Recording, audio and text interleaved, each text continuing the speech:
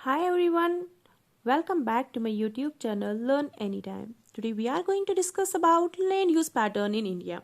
हिंदुस्तान में हम लैंड को किस तरीके से इस्तेमाल करते हैं, बट उससे पहले थोड़ा सा हमने जो इससे पहली वाली वीडियो में डिस्कस किया था मैं ब्रीफली बता दूं क्योंकि वो भी इम्पॉर्टेंट है इस टॉपिक के एस्पेक्ट से। हमने इससे पहले पढ़ा कि जो लैंड है वो एक इम्पॉर्टेंट रिसोर्स है। इसी लैंड के ऊपर हम लोग रहते हैं, हमारी इकोनॉमिकल एक्टिविटीज़ होती है, इसी लैंड के ऊपर ट्रांसपोर्टेशन चलता है, इसी लैंड के ऊपर एग्रीकल्चर होती है, कम्युनिकेशन होती है एंड सो मेनी थिंग्स। अभी the land use is determined by both physical factors. जो हमारा लैंड का पैटर्न है, यूज पैटर्न है, वो फिजिकल फैक्टर पे डिपेंड करता है और ह्यूमन फैक्टर्स पे भी डिपेंड करता है। फिजिकल फैक्टर में डिपेंड करता है टोपोग्राफी, क्लाइमेट, सॉइल टाइप। हम किसी भी लैंड को इस्तेमाल कैसे करें, पहले है टोपोग्राफी कि अगर हम कौन से एरिया में रह रहे हैं। टोपोग्राफी में हमारे पास आएगा plain area, mountainous area, deserted areas, plateaus. तो जहाँ पे प्लेन एरिया होगा वहाँ पे लैंड को डिफरेंट तरीके से यूज़ किया जाएगा, माउंटेन एरियाज में थोड़ा डिफरेंट तरीके से यूज़ किया जाएगा। हर एक जगह का क्लाइमेट जो है वो डिफरेंट होता है, सॉइल की जो टाइप है वो डिफरेंट होती है। तो टोपोग्राफी बहुत ज़्यादा इंपॉर्टेंट रोल प्ले करती है कि हम किस तरीके से लैंड को यूज़ करें। सेकेंड है ह्यूमन फैक्टर्स, जैसे पॉपुलेशन डेंसिटी है, टेक्नोलॉजिकली कैपेबिलिटीज़ है, कल्चर, ट्रेडिशन एट्सेट्रा। जिस जगह पे लोग ज़्यादा होंगे, जहाँ पे डेंसली पॉपुलेशन होगी, डेंसली पॉपुलेटेड एरिया होगा, जहाँ डेंसली पॉपुलेटेड एरिया होगा वो एरिया जो है वो काफ़ी ज़्यादा डेवलप भी होगा। क्यों होगा डेवलप? क्योंकि वहाँ पे लोग ज़्यादा रह रहे हैं, तो वो अपनी लाइफ को कंफर्टेबल करने के लिए हर एक तरीके से डेवलपमेंट करने की कोशिश करते हैं। तो उस एरिया में लैंड को डिफरेंट तरीके से यूज़ किया जाएगा। जैसे वहाँ पे स्कूल्स बनेंगे, डेंसली पॉपुलेटेड वाले एरिया में, प्लेन एरिया में स्कूल्स बनेंगे, हॉस्पिटल्स बनेंगे, रेलवे ट्रैक्स बन सकते हैं, रोड बनेंगे। लेकिन वहीं अगर हम बात करें माउंटेनस एरियाज की, तो माउंटेन एरियाज में स्कूल थोड़े दूर जगहों पे मिलते हैं, क्योंकि कभी आपने देखा है कि हम जो है वो एक प्लेन एरिया से होते हुए माउंटेनस एरिया में स्कूल जा रहे हैं, नहीं, बल्कि माउंटेन एरिया से हम प्लेन एरिया में जो है वो स्कूलिंग करते हैं। इसीलिए हर एक जगह की टोपोग्राफी वैरिड है, तो land pattern, land use pattern भी वहाँ का डिफरेंट होता है। Total geographical area of India is 3.28 million square kilometre. जो हिंदुस्तान का टोटल जियोग्राफिकल एरिया है वो है 3.28 मिलियन स्क्वायर किलोमीटर। लेकिन हमारे पास जो डेटा है, डेटा सिर्फ 93% ऑफ लैंड का ही है। तो बाकी जो 7% है वो कहाँ चला गया? बाकी 7% आता है हमारे पास north east states, except Assam. Assam को छोड़ के बाकी जो नॉर्थ ईस्ट स्टेट्स में हमारे पास हमारी स्टेट्स आती है। जो एक तरफ अगर हम देखें कश्मीर जो ऑक्युपाइड है पाकिस्तान, या दूसरा हिस्सा जो चाइना ने लिया है, वहाँ के रिलेटेड हमें नहीं पता है कि वो उस ज़मीन को किस तरीके से यूज़ करते हैं। अगर हमारे पास 100% लैंड है, ये इसमें इतना सा पोर्शन जो है हमारे पास इस तमाम पोर्शन के बारे में पता है कि हम लैंड को किस तरीके से यूटिलाइज कर रहे हैं, इस पे एग्रीकल्चर कितना हो रहा है, बिल्डिंग्स वगैरह कौन से वाले एरिया में बन रही है, क्या बोलते हैं, हॉस्पिटल्स वगैरह कहाँ है, रोड्स वगैरह कहाँ है। लेकिन सिर्फ जो हमारा ये वाला एरिया है, इस वाले एरिया के बारे में हमें नहीं पता है। जो 7% है हमारा, उसके बारे में हमें डेटा मौजूद नहीं है, क्योंकि ये वो एरिया है जो दूसरी स्टेट या दूसरी कंट्री ने ऑक्युपाई की हुई है। ये जो पाई चार्ट्स दिए गए हैं हमें, इन पाई चार्ट्स के थ्रू हमें पता लगता है कि जो लैंड पैटर्न है वो चेंज होता है। एक साइड हमें 1960 to 61 का पाई चार्ट दिया है, एंड दूसरी साइड है 2019 to 20 का। हर एक के लिए डिफरेंट डिफरेंट कलर्स शो किए गए हैं। जैसे फॉरेस्ट के लिए ब्लू है, यहाँ पे बैरन एंड अनकल्चरेबल वेस्टलैंड के लिए रेड है। तो फॉरेस्ट जो है वो 1960 to 61 में 18.11% था, और 2019-20 की बात करें तो 23.41, यानी कि फॉरेस्ट एरिया जो है वो बढ़ गया। बैरन एंड अनकल्चरेबल वेस्टलैंड जो है वो 1960 में 12.01 था, और यहीं अगर हम बात करें 2019 और 20 की, तो वो सिर्फ 5.40 हो गए, यानी कि ये भी कम हो गया। Permanent pasture and grazing land जो है वो उस टाइम में 4.71 थी, और 2019 to 20 में ये भी कम हो गई, 3.42 हो गई। और अगर permanent pasture and grazing land कम हो गई, तो जो जानवर है उन्हें ग्रेजिंग के लिए कहाँ लिया जाएगा? Area under mixed trees crops and groves, ये हमारे पास उस टाइमिंग में था 1.50 और ये भी काफी ज्यादा कम हो गया और 1.2% हो गया। इट मीन्स कि जो हमारे पास लैंड यूज पैटर्न है वो चेंज होता रहता है, और लैंड यूज पैटर्न जब चेंज होता है तो हमें अपनी नॉलेज को अपडेट करना है with the passing time. The land under permanent pasture has also decrease. ऊपर हमने ये चीज भी अभी डिस्कस की कि पहले जो परमानेंट पॉस्चर का लैंड था वो था 4.71, जो डिक्रीज हो गया 3.42 में। तो जिस 4.71 पे जितनी भी कैटल्स वगैरह जो है वो ग्रेजिंग करते थे, अब उनके लिए डिफिकल्ट होने लगा क्योंकि उनके पास कोई जगह ही नहीं थी जहाँ पे कैटल, शीप्स, गोट्स वगैरह को ग्रेजिंग कराई जा सके। उसके अलावा most of the other than the current fallow land are either of poor quality और the cost of the cultivation of such land is very high. जो हमारे पास फैलो लैंड थी, फैलो लैंड जो पीछे हमने पढ़ा, वो जमीन जिसे 1 साल या 3-4 सालों के लिए जो है वो छोड़ दिया जाता था, उसके बाद उसके ऊपर एग्रीकल्चर की जाती थी। यहाँ तो ये जमीन बहुत पुअर क्वालिटी की थी या इसके ऊपर कल्टीवेशन करने के लिए बहुत ज्यादा खर्चा लग रहा था, जिसकी वजह से इसे साल में 1 या 2 बार जो है वो इसके ऊपर एग्रीकल्चर किया जाता था। इस एरिया को नेटसून एरिया में ऐड नहीं किया जाता है, लेकिन अगर इसे ऐड किया जाए तो हमारा जो नेटसून एरिया है वो 54% हो जाता है।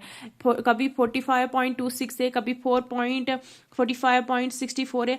अगर हम फैलो लैंड को भी इसमें ऐड करते हैं तो वो हो जाता है 54%। जो नेटसून एरिया का पैटर्न है वो एक स्टेट से दूसरी स्टेट में वेरी करता है, यानी कि एक स्टेट में डिफरेंट, दूसरी स्टेट में डिफरेंट होता है। जैसे 80% पंजाब और हरियाणा में है और सिर्फ 10% अरुणाचल प्रदेश, मिजोरम, मणिपुर, अंडमान निकोबार आइलैंड में है। फॉरेस्ट एरिया इन इंडिया, अगर हम फॉरेस्ट एरिया की बात करें, हमारी कंट्री में फॉरेस्ट एरिया सिर्फ और सिर्फ 23.41% है, जबकि हमारे जो नेशनल फॉरेस्ट पॉलिसी है उन्होंने कहा है कि एटलीस्ट 33% एरिया जो है वो फॉरेस्ट के अंदर होना चाहिए। क्यों? क्योंकि इस फॉरेस्ट की वजह से इकोलॉजिकल बैलेंस जो है वो मेंटेन रहता है और मिलियंस ऑफ पीपल जो है वो इसी फॉरेस्ट के ऊपर निर्भर करते हैं। जैसे हमने क्लास 8 में संथल ग्रुप के बारे में पढ़ा है कि संथल जो है वो किस तरीके से फॉरेस्ट के ऊपर निर्भर करते हैं। अब इस फॉरेस्ट लैंड को छोड़ के अगर हम बात करें, हमारे पास यहाँ पे वेस्ट लैंड भी थी और non agricultural uses of land भी थी। वेस्ट लैंड वो लैंड जहाँ पर रॉकी एरियाज थे, डेजर्ट एरियाज थे, जिसके ऊपर एग्रीकल्चर नहीं किया जा सकता था। और नॉन एग्रीकल्चरल यूजेस आएगा यहाँ पे जहाँ पे लोग घर बनाते हैं, फैक्ट्रीज बनाते हैं, हॉस्पिटल, बिल्डिंग्स वगैरह बनती है। अगर हम इस लैंड को इसी तरीके से कंटिन्यूसली यूज करते रहे बगैर किसी अप्रोप्रिएट मेजर्स के, तो ये लैंड एक दिन जो है वो डिग्रेडेट हो जाएगी, तो लैंड डिग्रेडेशन हो जाएगा और हमारी सोसाइटी को, हमारे एनवायरनमेंट को इसका खामियाजा उठाना पड़ेगा। इसीलिए हमने जो है वो लैंड को एक एप्रोप्रिएट वे से यूज करना है। Land degradation and conservation measures, जब कभी भी हम कोई भी चीज़ पढ़े तो उसका टाइटल अच्छी तरीके से समझना चाहिए। अगर हमें टाइटल समझ आए तो जितना भी आगे हमारे पास पैराग्राफ दिया होगा हमें उसको उतना डीपली पढ़ने की ज़रूरत नहीं है। लैंड डिग्रेडेशन अगर हम समझे तो लैंड डिग्रेडेशन का मतलब होता है जब ज़मीन की क्वालिटी ख़राब हो जाती है, यानी जो ज़मीन का असल काम है ज़मीन वो नहीं कर पाती है, जैसे फार्मिंग या ग्रेजिंग या इसके ऊपर फॉरेस्ट बनाना। तो लैंड डिग्रेडेशन का मतलब ही है जमीन की क्वालिटी का खराब होना।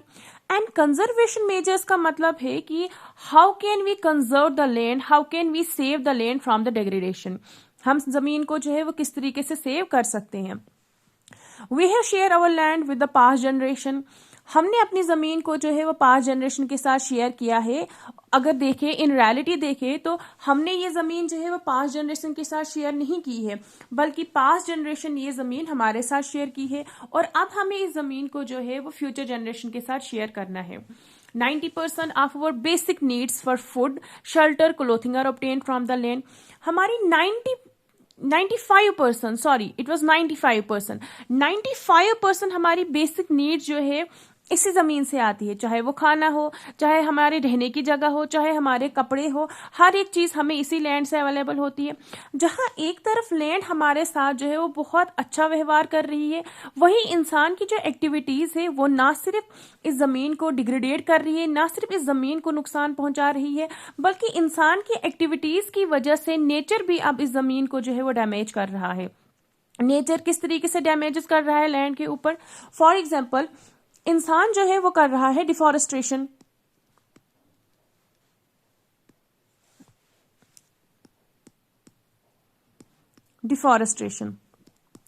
डिफॉरेस्ट्रेशन का मतलब होता है कि जंगल को काट देना, बहुत सारे ट्रीज को एक साथ जो है वो काट देना। अब जब लोग जो है वो डिफॉरेस्ट्रेशन कर रहे हैं, इस डिफॉरेस्ट्रेशन की वजह से क्या हो रहा है कि जब भी बारिश वगैरह आती है तो बारिश की वजह से जो है वो जहाँ पे अब पेड़ वगैरह है ही नहीं, तो उस जगह पे जो है वो हो जाता है सॉइल इरोजन। अब जब सॉइल इरोजन हो गया तो अल्टीमेटली हमने यहाँ पे देखा कि नेचुरल फोर्स की वजह से जो है वो लैंड डैमेज हो गई। Some human activities such as deforestation, overgrazing, mining, quarrying too have contributed significantly in land degradation. Land degradation में कुछ ह्यूमन एक्टिविटीज जैसे डिफॉरेस्टेशन है। डिफॉरेस्टेशन का मतलब क्या है कि बहुत हाई लेवल पे जो है वो जंगलों को साफ कर देना, जंगलों को काट देना। ओवरग्रेजिंग की वजह से किस तरीके से लैंड डिग्रेडेट हो रही है? देखो, ओवरग्रेजिंग का मतलब होता है जब जानवर जो है, जानवरों को लिया जाता है ग्रेजिंग करने के लिए। जैसे इंसान खाना खाते हैं वैसे जानवर भी खाना खाते हैं। तो जब जानवर जो है वो ग्रेजिंग के लिए चले जाते हैं तो जो भी उनके मुंह में आता है वो उसे खींचते हैं। उसकी वजह से जो मिट्टी की टॉप लेयर होती है, जो टॉप सॉइल होती है, वो जो है वो निकल जाती है और उसी में ज्यादा ह्यूमस होता है। इसकी वजह से जो है वो लैंड डिग्रेडेट हो जाती है। माइनिंग एंड कॉरलिंग की वजह से कैसे होता है? देखो, माइनिंग की जाती है मिनरल्स को एक्सट्रैक्ट करने के लिए। जब मिनरल्स को निकाल लिया जाता है फिर उन जगहों को जो है वो ऐसे खाली छोड़ दिया जाता है, या फिर अगर उसे फिल भी किया जाए तो थोड़े थोड़े खड्डे रह जाते हैं और उसके ऊपर कोई एग्रीकल्चर वगैरह हो नहीं सकती है। तो ये सारे रीजन जो है इंसान की वजह से जो है वो लैंड डिग्रेडेट हो जाती है। अभी हमने पढ़ा कि ह्यूमन एक्टिविटीज की वजह से लैंड डिग्रेडेशन हो रहा है। माइनिंग भी एक ह्यूमन एक्टिविटी ही है। Mining sites are abandoned after excavation work is complete, living deep scars and traces of overburdening. Mining से लैंड डिग्रेडेट होती है। जब माइनिंग का काम हो जाता है तो वो जगह ऐसे ही छोड़ दी जाती है। वहां जमीन पर डीप होल्स, स्कार्स और बैरन लैंड बन जाती है। जैसे झारखंड, छत्तीसगढ़, मध्य प्रदेश, उड़ीसा, यहाँ पे माइनिंग की वजह से प्लस डिफॉरेस्टेशन की वजह से जो है वो लैंड डिग्रेडेशन हो गई है। बाकी स्टेट्स जैसे गुजरात है, राजस्थान है, मध्य प्रदेश है, महाराष्ट्र है, वहाँ पे ओवर ग्रेजिंग की वजह से जो है वो लैंड डिग्रेडेट हो गई है। ओवर ग्रेजिंग की वजह से कैसे? जब जानवर जो है ग्रेजिंग के लिए जाते हैं तो वो ओवर ग्रेजिंग कर लेते हैं, जिसकी वजह से लैंड की फर्टिलिटी कम हो जाती है और वहाँ पे घास जो है वो दोबारा से ग्रो नहीं कर पाती है, इसीलिए वो लैंड जो है वो बैरन हो जाती है।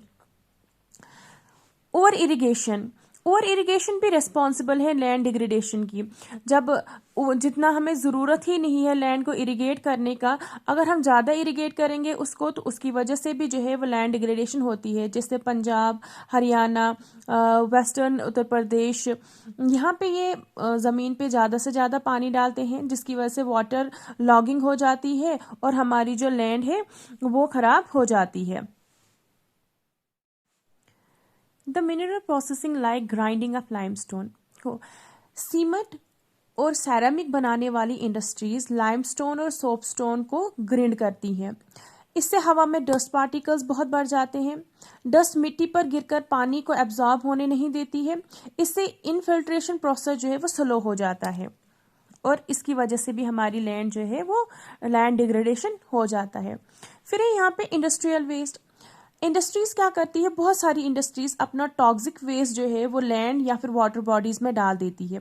इसकी वजह से लैंड भी और वाटर भी बहुत हाई लेवल तक जो है वो पोल्यूट हो जाता है और पोल्यूशन इसकी वजह से बढ़ जाता है।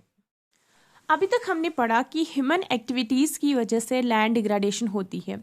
अब हम पढ़ने जा रहे हैं conservation measures. Conservation measure means how to solve the problem of land degradation. पहला, एफॉरेस्ट्रेशन। अगर एफॉरेस्ट्रेशन किया जाएगा तो लैंड डिग्रेडेशन, लैंड जो है वो डिग्रेडेट होने से बच जाएगी। एफॉरेस्ट्रेशन का मतलब होता है कि बहुत सारे ट्रीज लगाना। Management of grazing. अगर ग्रेजिंग जहाँ जानवरों को ग्रेजिंग के लिए लिया जाता है, अगर वहाँ पे थोड़ा सा इसका ख्याल रखा जाएगा तो ज़मीन जो है वो बर्बाद होने से बच जाएगी। Planting of shelter belts of plants, अगर शेल्टर बेल्ट्स किया जाएगा, प्लांटिंग ऑफ शेल्टर बेल्ट की जाएगी तो उसकी वजह से जो हवा मिट्टी को अपने साथ ले जाती है उससे बचाव हो जाएगा। शेल्टर बेल्ट्स का मतलब होता है एक साथ बहुत सारे ट्रीज लगा देना। जब एक साथ बहुत सारे ट्रीज लगा दिए जाते हैं उससे क्या होता है, जो हवा की रफ्तार है वो कम हो जाती है और हवा जो है वो मतलब सॉइल इरोजन नहीं हो सकता है शेल्टर बेल्ट्स वगैरह की वजह से। नेक्स्ट है sand dune stabilization. Sand dune stabilization का मतलब है कि डेजर्ट एरिया में थॉर्नी बशेस उगाना जिससे हवा मिट्टी उठाकर ना ले सके। वेस्टलैंड मैनेजमेंट, अगर वेस्टलैंड मैनेजमेंट हो, वेस्टलैंड मैनेजमेंट मीन्स कि वो जगह जो खाली है, बैरिन है, अगर हम उससे जो है वो अच्छी तरीके से इस्तेमाल करें इरिगेशन पर्पस के लिए, एग्रीकल्चर पर्पस के लिए, तो उससे भी हमारी लैंड जो है वो डिग्रेडेड नहीं होगी। Control of mining activities, mining और फैक्ट्रीज से जो वेस्ट वगैरह निकलता है उससे सही तरीके से ट्रेड करना, उसे बाहर ना निकाला जाए। माइनिंग वाले एरियाज को जो है वो बाद में एक्सकेवेशन के बाद खाली नहीं छोड़ना है, उससे भी हमारी लैंड जो है वो डिग्रेडेड होने से बच जाएगी।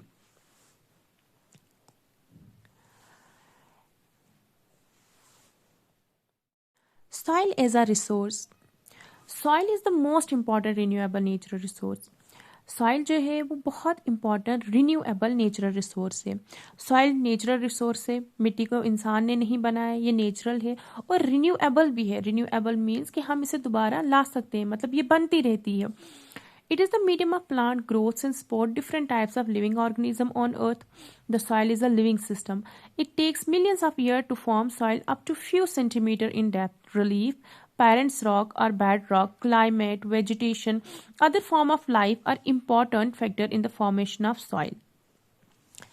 जो सॉइल है ये रिन्यूएबल रिसोर्स है और इसी के ऊपर प्लांट्स ग्रो करते हैं। सॉइल में न्यूट्रिएंट्स होते हैं, ये एक लिविंग सिस्टम है। सॉइल में बैक्टीरियाज, इंसेक्ट्स, डिकम्पोजर्स होते हैं, इसलिए सॉइल एक लिविंग सिस्टम है। सॉइल बनने में मिलियंस ऑफ ईयर लगते हैं और मिलियंस ऑफ ईयर के बाद फ्यू सेंटीमीटर ही सॉइल बनती है। सॉइल बनने में ये फैक्टर्स बहुत इंपॉर्टेंट है, relief, parent rock, climate, vegetation and life form, ये बहुत इंपॉर्टेंट फैक्टर्स है जिसमें हमारी जो मिट्टी है वो बनती है। वेरियस फोर्सेस ऑफ नेचर, और नेचर की भी बहुत सारी फोर्सेस है जो रिस्पॉन्सिबल होते हैं for the formation of the soil, like temperature, action of running water, wind, glacier, activities of decomposers, they also contribute a lot for the formation of soil. Chemical and organic changes which take place in the soil are equally important. Soil also consists of organic, humus, and inorganic materials on the basis of factors responsible for soil formation: color, thickness, texture, age, chemical, physical properties. The soil of India are classified in different types. जो मिट्टी है वो बनती है weathering के process से। Weathering का process कैसा होगा वो डिपेंड कर रहा है पेरेंट्स रॉक के ऊपर। अगर मिट्टी प्लेन एरिया में बन रही है तो वहां पे अगर पहले से एलुवियल मिट्टी है तो नई मिट्टी भी एलुवियल ही बनेगी। प्लेट्यूज एरियाज की अगर हम बात करें वहां पे एरिड सॉइल बनेगी, तो पहले से अगर वहां एरिड सॉइल है तो अब वहां पे और एरिड सॉइल ही बनेगी। तो इन सारी चीजों के ऊपर जो है वो सॉइल फॉर्मेशन रिस्पॉन्सिबल होती है। क्लासिफिकेशन ऑफ सॉइल, सॉइल की कलर, उसके टेक्सचर, उसकी एज पे सॉइल को जो है वो डिफरेंट डिफरेंट कैटेगरीज में क्लासिफाई किया गया है। जैसे एलुवियल सॉइल आ गया, ब्लैक सॉइल आ गया, लेटरेट सॉइल आ गया। India has varied relief feature, Hindustan में डिफरेंट डिफरेंट रिलीफ फीचर है, लाइक यहाँ पे माउंटेन्स है, प्लेट्यूज है, प्लेन एरियाज है, land form, climatic relief, climate भी यहाँ पे डिफरेंट है, वेजिटेटिव टाइप्स भी डिफरेंट है। These have contributed in the development of various types of soil. तो जब लैंड फॉर्म ही डिफरेंट है, यहाँ का क्लाइमेट ही डिफरेंट है, वेजिटेशन टाइप डिफरेंट है, तो मिट्टी एक जैसी कहाँ रहेगी? मिट्टी भी डिफरेंट डिफरेंट फॉर्म में बनेगी, मिट्टी के भी different different type. Alluvial soil, this is the most widely spread and important soil. In fact, the entire northern plain are made up of alluvial soil. बोलते एलुवियल सॉइल जो है वो बहुत इंपॉर्टेंट सॉइल है। इनफैक्ट नॉर्दर्न प्लेन पूरा alluvial soil से ही बना हुआ है। These have been deposited by 3 important Himalayan rivers. पूरा entire northern plain alluvial soil से कैसे बना है? क्योंकि वहां से निकलती है 3 इंपॉर्टेंट हिमालयन रिवर्स, एक है इंडस, गंगा एंड ब्रह्मपुत्र। अब इंडस गंगा एंड ब्रह्मपुत्र के वहां से निकलने से वो पूरा एरिया जो है वो एलुवियल सॉइल से कैसे बन गया, तो यहाँ पे हमारे पास मैप है। यहाँ पे निकलती है इंडस रिवर, यहाँ पे निकलती है गंगा और यहाँ पे ब्रह्मपुत्र है। तो इंडस जो है वो यहाँ के लिए जाती है, गंगा इधर आ रही है, ब्रह्मपुत्र भी बह रही है। ये सारी रिवर्स जो है वो अपने साथ फाइन पार्टिकल्स ऑफ एलुवियम लाती है और डिपॉजिट कर देती है इस एरिया में। इस वजह से ये पूरा एरिया जो है वो एलुवियल सॉइल से बना हुआ है। यहाँ जहाँ जहाँ पे भी आपको ये ग्रीन कलर दिख रहा है वहाँ पे हमारे पास जो है वो पूरा एंटायर एरिया जो है वो एलुवियल सॉइल से ही बना हुआ है। यहाँ पे ईस्टर्न साइड में आप देखेंगे तो ईस्टर्न साइड के भी बहुत सारे हिस्से हैं जहाँ पे हमारे पास एलुवियल सॉइल देखने को मिलती है। जैसे यहाँ पे बताया भी है कि राजस्थान एंड गुजरात में भी बहुत सारे एरियाज पे एलुवियल सॉइल पाई जाती है। इवन ईस्टर्न कोस्टल प्लेन्स पे पर्टिकुलरली जहाँ पे महानदी गोदावरी कृष्णा कावेरी जो है वो अपना डेल्टा बनाती है, वहाँ पे भी एलुवियल सॉइल पाया जाता है। ये वाले जो एरिया है ईस्टर्न कोस्टल एरियाज, यहाँ पे जब ये रिवर्स मिलती है ये अपना डेल्टा बनाती है। अगर आपको याद होगा क्लास 9th में भी है डेल्टा आपने क्लास 9th में भी पढ़ा होगा कि जहाँ पे ये रिवर्स जो है वो अपना एक इस तरीके की एक ट्रायंगल शेप जो है वो बनती है, माउथ ऑफ द रिवर्स कहलाया जाता है। तो ये सारे जो है वो अपने साथ जो भी सैंड सिल्ट वगैरह लाती है वो यहाँ पे डिपॉजिट कर देती है। तो यहाँ पे ये सारी रिवर्स जो है महानदी कृष्णा कावेरी ये सारी यहाँ पे जो है वो अपना डेल्टा बनाती है और यहाँ इस एरिया में जो है हमारे पास एलुवियल सॉइल देखने को मिलती है। एलुवियल सॉइल में जो है वो सैंड सिल्ट एंड क्ले के प्रोपोर्शन देखने को मिलते हैं। सैंड सिल्ट एंड क्ले के प्रोपोर्शन जो है वो डिफरेंट जगहों पे देखने को मिलते हैं। जैसे द्राउस चौस तराई में ये जो एलुवियल सॉइल है इसके डिफरेंट पार्टिकल्स देखने को मिलते हैं। Apart from the size of their grains and components soil also described on the basis of their age. Alluvial soil को जो है वो उसकी एज पे भी डिवाइड किया जाता है। बहुत पुरानी एलुवियल सॉइल है तो उसे बांगर कहा जाता है और न्यू एलुवियल सॉइल है तो उसे खादर कहा जाता है। जो ओल्ड एलुवियल सॉइल है या जिसे बांगर कहते हैं इसमें कैल्शियम के छोटे छोटे कंकड़ ज्यादा मिलते हैं।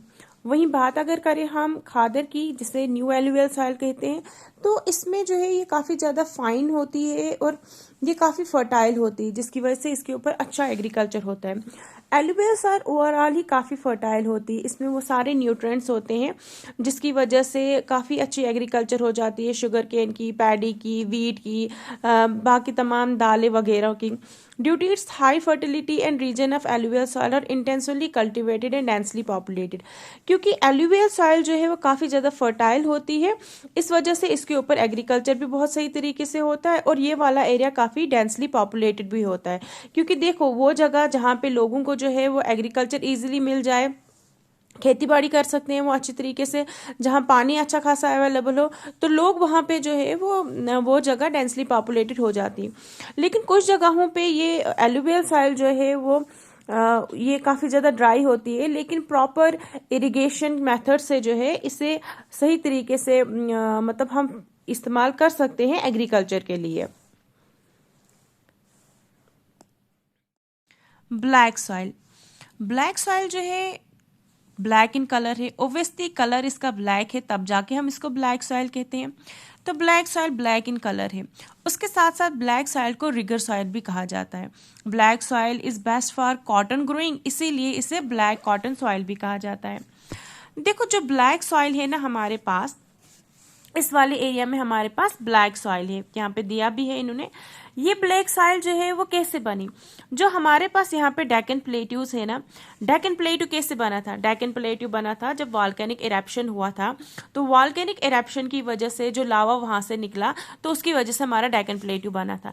लेकिन वही लावा जब ओवरफ्लो हो गया तो वो इस एरिया में जो है वो फैल गया और उससे यहाँ पे जो है वो ब्लैक सॉइल बनी।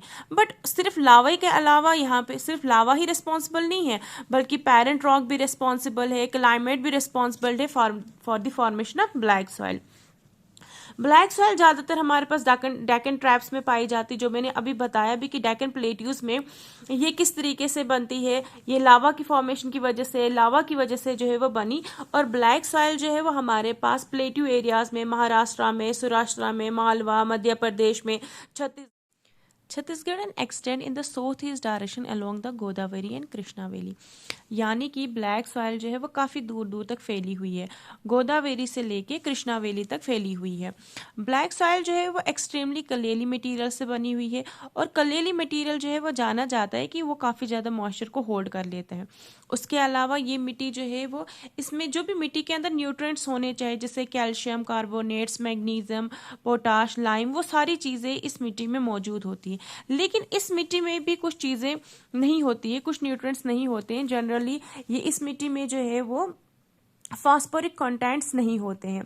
दे develop deep cracks during hot weather, और जब बहुत गर्मी होती है तो इस मिट्टी में काफ़ी ज़्यादा क्रैक्स देखने को मिलते हैं। जैसे यहाँ पे हमारे पास पिक्चर में दिखाया भी है कि इस मिट्टी में किस तरीके के क्रैक्स आए हैं। तो जब गर्म मौसम होता है तो उस वजह से जो है इस मिट्टी में इस तरीके के क्रैक्स देखने को मिलते हैं। The soil is sticky when wet and difficult to work. बोलते हैं ये वाली मिट्टी जो है बहुत स्टिकी हो जाती है, जब इस पे पानी पड़ता है, बारिश पड़ती है तो ये बहुत ज्यादा चिपचिपी हो जाती है। अगर स्लीपर लगा के कोई इस पे जाए तो वो सारी मिट्टी उस स्लीपर में लग जाएगी। लेकिन जो ही बारिश पड़ती है, अगर बारिश के थोड़े ही टाइम के बाद जो है वो इसके ऊपर काम किया जाए तो कम चिपकेगी। आफ्टर प्री मानसून पीरियड ये बहुत ज्यादा जो है वो चिपक जाती है। Next is red and yellow soil. Red and yellow soil, red and yellow soil जो है वो एक ही सॉइल है। इसी सॉइल को रेड सॉइल भी कहा जाता है और इसी सॉइल को येलो सॉइल भी कहा जाता है। अब एक ही मिट्टी है, उसके दो नाम क्यों है? तो इसके दो नाम इसलिए है कि रेड सॉइल जो है वो बनती है क्रिस्टलाइन इग्निशियस रॉक्स के ऊपर। Crystalline igneous rock here means कि आपने रॉक्स के टाइप पढ़े हुए होंगे, igneous rock, metamorphic rock, sedimentary rock. तो जो इग्निशियस रॉक है, इग्निशियस रॉक होता है जो नया रॉक अभी फॉर्मेट हुआ हो, जो नए रॉक अभी बने हो। जियोग्राफी में नया मीन जो 100 साल 200 साल पहले बना हुआ होगा। तो इग्निशियस रॉक्स के ऊपर जो है वो रेड सॉइल देखने को मिलती है। रेड सॉइल ज्यादातर वहां बनती है जहां पे काफी कम बारिश पड़ती है, जैसे eastern and southern part of Deccan plateau. Deccan plateau के ईस्ट साइड में एंड साउथ साइड में जो है वो रेड सॉइल बनती है। ये है हमारा यहाँ पे डेक्कन प्लेटू। इस डेक्कन प्लेटू के ईस्ट साइड में भी और साउथ साइड में भी हमारे पास रेड सॉइल देखने को मिलती है, रेड एंड येलो सॉइल देखने को मिलती है, क्योंकि ईस्ट साइड में भी और साउथ साइड में भी जो है वो बारिशें कम पड़ती है। और बारिशें जब कम पड़ती है तो यहाँ पे इग्निशियस रॉक भी यहाँ पे रेड एंड येलो सॉइल देखने को मिलती है। येलो एंड रेड सॉइल ज्यादातर उड़ीसा, छत्तीसगढ़ और मिडल गंगा के सॉदर्न साइड में भी और वेस्टर्न घाट में भी देखने को मिलती है। These soil develop a reddish colour due to the diffusion of iron. अब देखो ये एक ही मिट्टी है, इसके दो नाम क्यों है? रेड सॉइल इसलिए इसका नाम पड़ा है क्योंकि जब इग्निशियस रॉक मेटामॉर्फिक रॉक में कन्वर्ट हो जाती है और इसमें डिफ्यूजन हो जाता है आयरन का, तो यहाँ पे हमारे पास रेड सॉइल देखने को मिलती है।